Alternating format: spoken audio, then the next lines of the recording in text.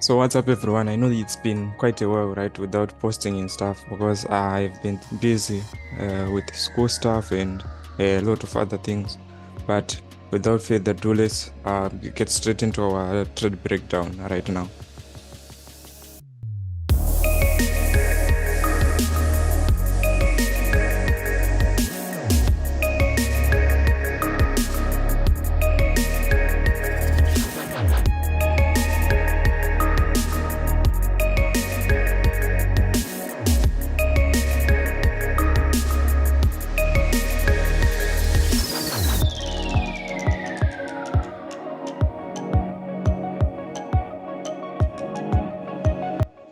Most probably people would anticipate that when I come back on camera, the account is +5, +6, +7%, right?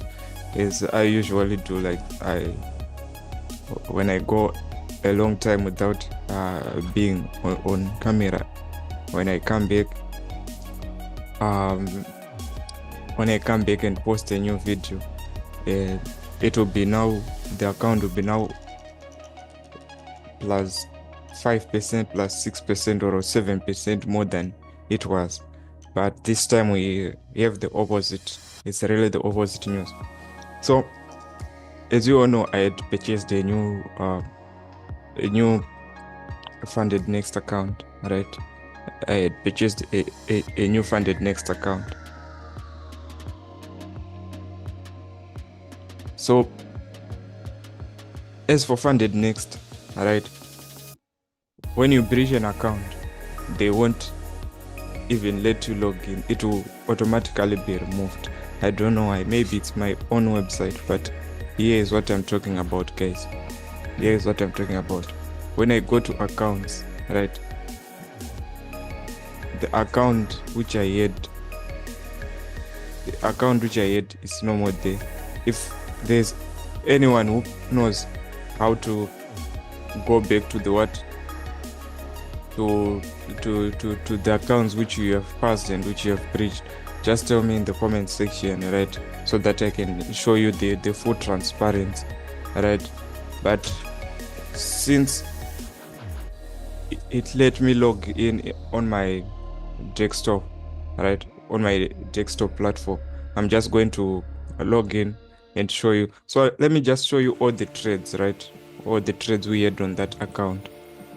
So from the beginning, we lost a USD card. I think this one we remember, right? We lost a USD card. We lost a USD card trade, this one. And I think for those who know, I had the full breakdown and analysis, right? And then on the same day, we got a profit on what? AUD So these were 5-star trades. Everything, stop loss 0.7%, take profit 2.1%. 2.1%, that's 314 for your what? $15,000 balance, right?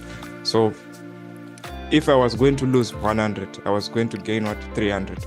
On these trades, I was saying if I was going to lose 105, I was going to gain what? I was going to gain 315, right? So AUD was a profit. If other people, for those who did not know how I took it, let me just show you the breakdown right fast, right here. This was the trade. We had everything. It was a 5-star trade. It became a 4-star because we did not have the end. There was no candlestick pattern to show us end. There was no candlestick anatomy. Otherwise, with everything else, this was a 4-star trade, not a 5-star. With everything else, this played well. This really played well. AUD and GBP USD, they were on the same day. This one now, it was live trading session. Those live trading sessions, but it was done on Friday morning, not the usual Thursdays.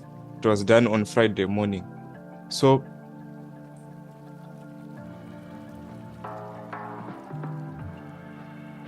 it was done on Friday morning, and there was NFP on that day.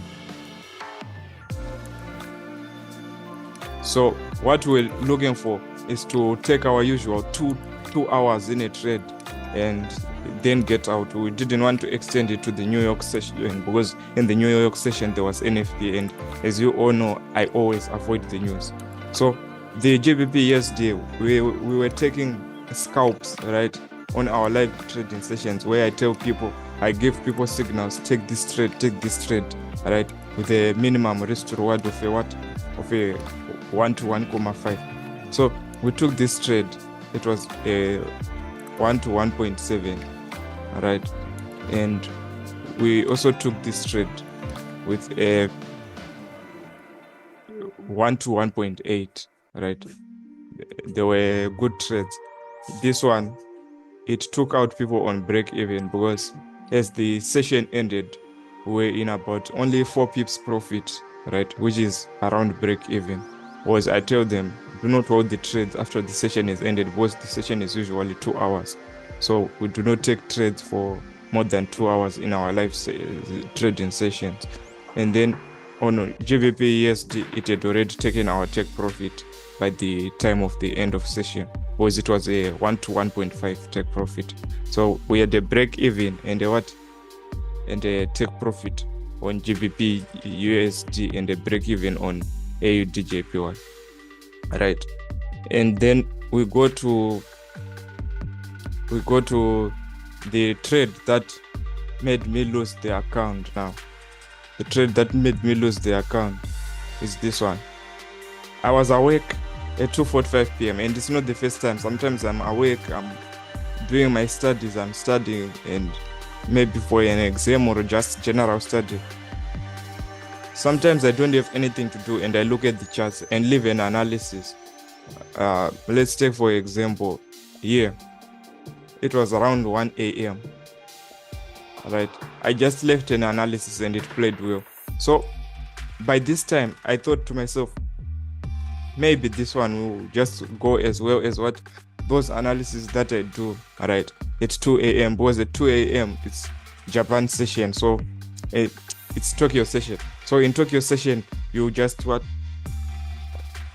in Tokyo session there are other traders who will be trading in that session, but it's not according to my rules now. So this is the first mistake. The first mistake was taking a trade which is not in my trading session. I trade 2 hours in the New York session and I trade 2 hours in the London session. I do not trade any other session. I do not trade Sydney or New York or Tokyo session. By then I traded the Tokyo session, which was not according to plan, right? Everything else was well, but with this trade I risked 4%. I risked 3% because I was confident in it. Alright, we're consistently making higher highs, and this higher, we're consistently making higher lows, and this higher low came to be retested with an engulfing candle right here. And I was so confident, I was overconfident with this trade that I raised 3%, right? So this is the second mistake. I always tell myself that I risk 0.5 to 1%. On this trade, I raised 3%, which is 3 times the normal risk, because it is about 4 times the normal risk, because on this account I was risking 0.7% consistent, which means if it is now 3%, if we divide that by 0.7, it gives us 4. The second mistake was over risking on this trade. You see, every mistake I'm doing is everything which is not according to my plan. I'm not following the plan, right? I'm not following the plan. So generally this became a 3-star trade, because 1, I did not trade in my session, and 2, I did not follow the plan of risk management. You now see the importance of risk management, because when I lost that trade I was emotional, right? What I looked when I was going into that trade, I was not looking at the money that I was going to lose. I was looking at the money that I was going to make. Because if I risk 3%, right, and aim for a 1:3, I would get a 9%, but I was not I was not targeting that. As for me, general, I was targeting only 1:2, right? 1:2, because if I had 6%, right, plus the percentage, plus the percentage that I already had, which was about 2.65 to 3%, right? Plus that percentage, I would already have passed the first phase. So I was only targeting 1:2. When the trade would get into 1:2, I would close all trades. So I was so confident that I risked a lot, and then I did not look at the money that I can lose. I just looked at the money that I will make. This was the second mistake of entering this trade. And so basically, I just lost 3% on that trade, and then I slept. Came in the New York session, right? Everything is neutral, right? Everything is neutral. But then I wanted to revenge trade. Everything is correct. 30 minutes after the New York session is open, everything is correct. We have our candles, because I entered this in the 5 minutes. There was there were pin bars and engulfing candles, right? We have candles, we have area of interest, we have a fair value gap, and all our EMA is facing up. What more confluences would you like? So this was a 5-star trade. But instead of instead of risking my general 0.7%, I risked 2% on that trade. Let me just show you, right? This is the trade. I risked 3%. 3% for a $15,000 account. It is about $450, if I'm not mistaken. This is the other trade, right, which I risked